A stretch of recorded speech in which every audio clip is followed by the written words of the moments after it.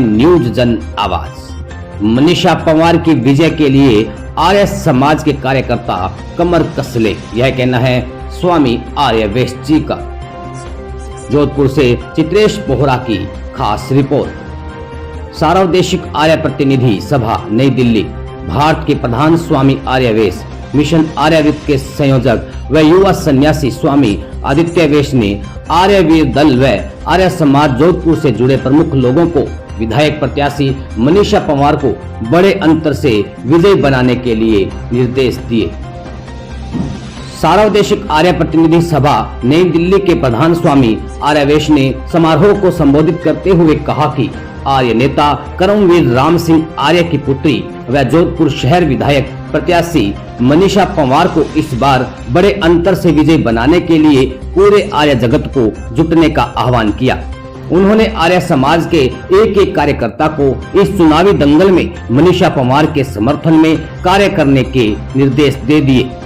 Ummed senior secondary school गुलाब सागर परिसर में मंगलवार को आयोजित हुई आर्यवीर दल व आर्य समाज जोधपुर के प्रमुख कार्यकर्ताओं की बैठक में स्वामी आर्यवेश ने कहा कि विधायक प्रत्याशी मनीषा पंवार को आर्य समाज के संस्कार मिले हैं। उन्होंने अपने 5 साल के कार्यकाल में हर वर्ग को सम्मान मानते हुए जमकर विकास कार्य करवाए हैं।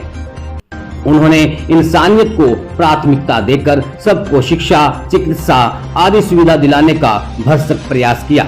मिशन आर्यवर्त के संयोजक व युवा सन्यासी स्वामी आदित्यवेश ने बताया कि इस बार मनीषा पंवार के नारे को बुलंद करते हुए उनकी जीत के अंतर को बड़ा करना है। उन्होंने कहा कि संकीर्ण सोच व सांप्रदायिक ताकतों को हराने के लिए सभी को इस रणभेरी में कूदने का आह्वान किया। उन्होंने प्रदेश के मुखिया अशोक गहलोत के साथ संकल्प की जो 7 गारंटी योजना है उसकी भी प्रशंसा करते हुए आर्य जगत को कंधे से कंधा मिलाकर कार्य करने का संदेश दिया।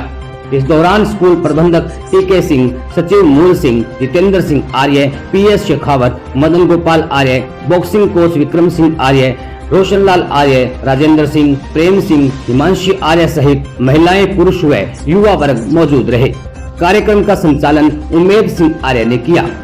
चित्रेश बोहरा की रिपोर्ट के साथ देखते रहिए न्यूज जन आवाज।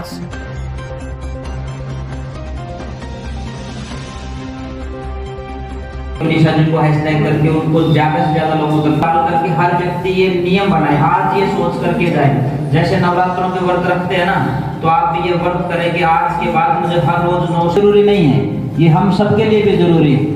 यदि मनीषा जी कहीं न किसी कारण से हम लोग उनको पीछे की तरफ छोड़ करके आते हैं तो हमारा भविष्य अंधकार में है, हमारी कोई सुनने वाला नहीं रहेगा। और जिन विचारों को ये संगठन लेकर के चल रहा है उन विचारों को कोई पुख्ता इनके सिवाय कर नहीं सकता है। मनीषा को खड़ा किया, आप लोगों के बीच में से ही मनीषा चाहे आर्य वीरांगना दल के माध्यम से तैयार हुई और सबने ये सहमति जताई कि नहीं, मनीषा को आगे लेकर के आएंगे। आज मनीषा को ये महसूस ना हो कि पिताजी नहीं है, आज मनीषा को कहीं ये महसूस ना हो कि मेरे पास वो टीम नहीं है जो पिताजी के पास टीम थी। मनीषा अपने काम कर रही है, कांग्रेस भी अपना काम कर रही है, पर उन दोनों की सपोर्ट में हम लोग क्या कर सकते हैं, इसकी नीति आप लोगों को बनानी है। और खास करके आर्य समाज के कार्यकर्ताओं से एक छोटा सा निवेदन करते हुए अपनी बात को मैं विराम दूंगा। स्वामी जी पूरी विस्तृत चर्चा उसके बारे में करेंगे कि मुझे कम से कम अपनी टीम के साथ हर रोज कम से कम 2000 घरों तक अप्रोच करना है। जैसा हमने कार्यक्रम के दौरान डोर टू डोर किया पिछली बार, आप लोग प्रयास करें 100-200 जितने भी साथी हो सकते हैं सबके सब सड़कों पर निकले। सुबह 6 बजे से लेकर के शाम के 6-7 बजे तक हर रोज कम से कम 2000 घरों में आप लोग जाएंगे। कहो दिल से,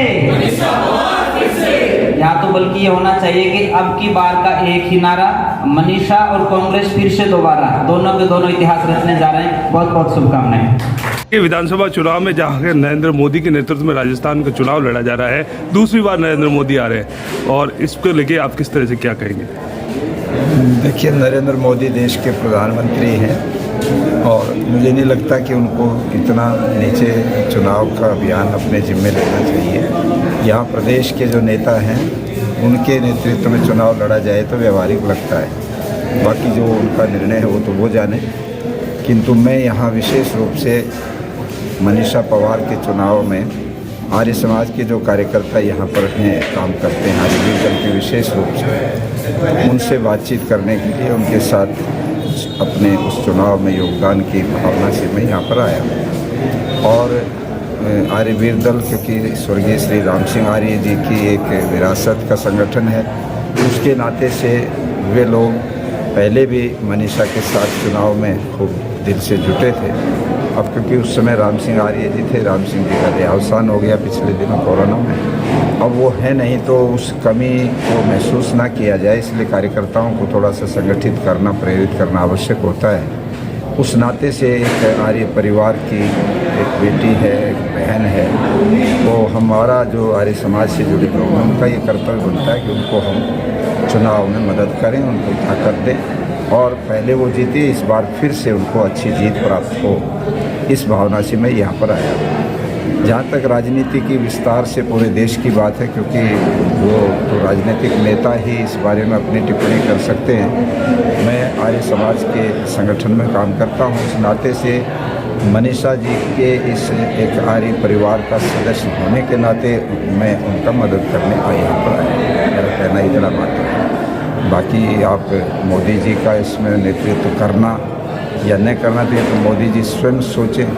मेरा अपना ये मानना है कि उनको इतने बड़े पद पर बैठने के बाद ये प्रांतों के चुनाव भी अपने नाम से या अपने चेहरे से लड़ना कोई शोभा नहीं देता। बाकी तो वो जाने, कितना अच्छा लगता है तो वही बता सकते हैं या उनकी पार्टी के नेता बता सकते हैं। प्रधानमंत्री जी राम मंदिर का मुद्दा भी बना रहे हैं राजस्थान में लगातार, क्या लगता है वो तो पार्टियों के एजेंडे अपने अपने होते हैं। प्रधानमंत्री की जो पार्टी है उसके ये एजेंडा आज का नहीं है, बहुत पुराना है।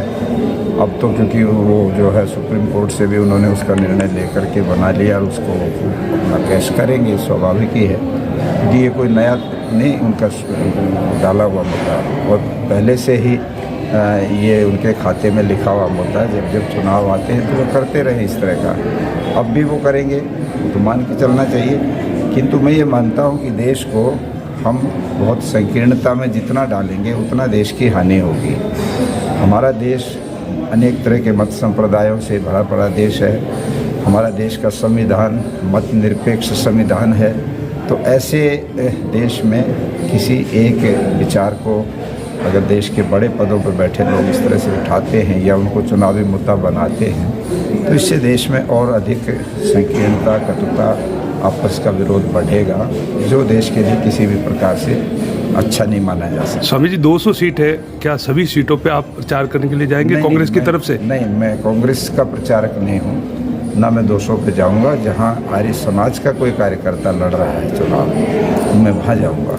और ये क्योंकि यहाँ पर मैं 2 तारीख को आया भी था, राम सिंह जी की पुण्यतिथि का दिन था, और उसमें जो है ये विचार नहीं था क्योंकि ना राजनीतिक सभा थी उस दिन, तो सिर्फ उनको श्रद्धांजलि देने के लिए और कार्यकर्ताओं को कुछ संकल्प दिलवाने के लिए आना हुआ था। किंतु आज मैं विशेष रूप से इसीलिए आया हूँ कि अब चुनाव कैंपेन क्योंकि दिवाली के बाद विधिवत रूप से सब पार्टियों का शुरू हो गया है, इसलिए मनीषा जी को हम जिस प्रकार से एक अच्छा नेतृत्व के ढंग से देख रहे हैं, उनका पिछला कार्य भी बहुत सफल रहा है, उनका व्यवहार बहुत अच्छा है और लोग उनको पसंद भी करते हैं। किंतु चुनाव तो चुनाव है, जो उसमें बराबर लड़ रहा है वो भी भारी भरकम आदमी है, तो कमजोरी न रह जाए, तो कार्यकर्ताओं को थोड़ा प्रोत्साहित करने के लिए ही मैं आया हूँ। स्वामी जी, इन विधानसभा चुनाव में भारतीय जनता पार्टी की तरफ से भी कई प्रत्याशी जो आपके फॉलोअर्स हैं, क्या उनके भी चुनाव कार्यक्रम में जाएंगे आप? मेरी जानकारी में तो है नहीं, मुझे कोई संपर्क करेगा तो मैं सोचूंगा। अभी तो मेरे पास किसी का कोई नाम नहीं आया कि कोई आर्य समाज के विचार का व्यक्ति उनका प्रत्याशी है और उन्होंने मुझे संपर्क किया है। आर्य समाज में प्रधानमंत्री जी को लेके किस तरह की नाराजगी है? किसी तरह से नहीं, प्रधानमंत्री तो आते जाते रहते हैं, व्यक्तिगत किसी से नाराजगी का क्या, विचारधारा का फर्क है। आर्य समाज जिस विचारधारा को लेके चलता है और स्वामी दयानंद जी ने जिन विचारों को सत्यार्थ प्रकाश के माध्यम से प्रकट किया, उनकी दृष्टि में कोई भी जो भी सत्य से अलग विचार लेके चलता है या वेद से अलग विचार लेके चलता है, उसी पर उन्होंने अपनी टिप्पणियाँ की थी। उसमें हिंदू भी है, उसमें सिख भी है, ईसाई भी है, मुसलमान भी है। उनका केवल सत्य का आग्रह था और वो किसी से नफरत भी नहीं करते थे, सांप्रदायिक कोई जहर भी नहीं बोलते थे। वो ये मानते थे कि जहाँ जहाँ भी असत्य बातें हैं वो कहते थे कि सब मतों में अच्छी बातें भी हैं, अच्छे लोग भी हैं, किंतु अगर वो सब लोग बैठ करके उन बातों पर एक मत हो जाए जो सत्य बातें हैं, तो सारी मानवता का, सब लोगों का कल्याण हो सकता है। नहीं तो हम लड़ते रह जाते हैं और समाज पीछे चला जाता है। इसलिए आर्य समाज जो है वो किसी व्यक्ति विशेष के पीछे नहीं जाता, विचारधारा का। Thank you.